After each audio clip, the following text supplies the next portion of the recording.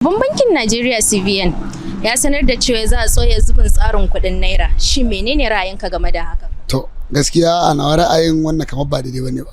Gaskiya a ra'ayina dai wannan ba abu ne mai wanda zai kawo ƙasa ci gaba ba.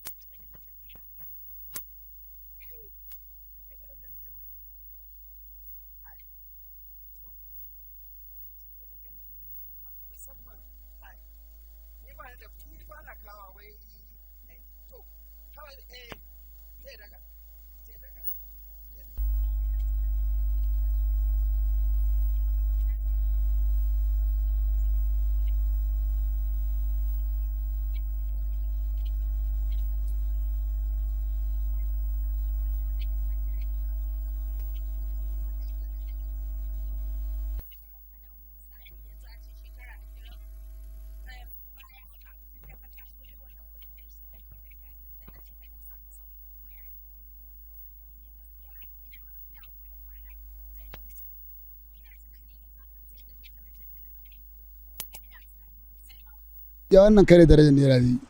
Ana ta ƙara samun naƙasu ana ƙara yin bayanin. Gaskiya advisable ya kamata su tsaya su yi tunani su gyara. Dan mu ba za mu ce wai ayi ba, hakan ba daidai bane ba gaskiya. A wannan ai ba zai kawo ɗagawar darajar naira ba, sai dai ma ya sauke darajar naira. Ba dan komai ba, material ɗin ai kuɗin Najeriya za a ɗauka sannan a je a yi wa'annan kuɗaɗen da su. Kin ga ko ta nan ma ƙasar ba ƙaruwa ta samu ba, tattalin arzikin ne ya daɗa yin ƙasa. Wanda wannan gaskiya ba alheri ba ne. Gwanda wannan kuɗin da za a ɗauka a je a yi wa'annan kuɗaɗen da su, gwanda a zo a yi wani abin na ci gaban ƙasa. Amma ci gaba da biyan matsalolin asu mana, domin 'yan ƙasa ɗalibai su sami ilimi mai inganci. Wannan shine abin da ya fi mana, ba wai a canja kuɗaɗen mu ba.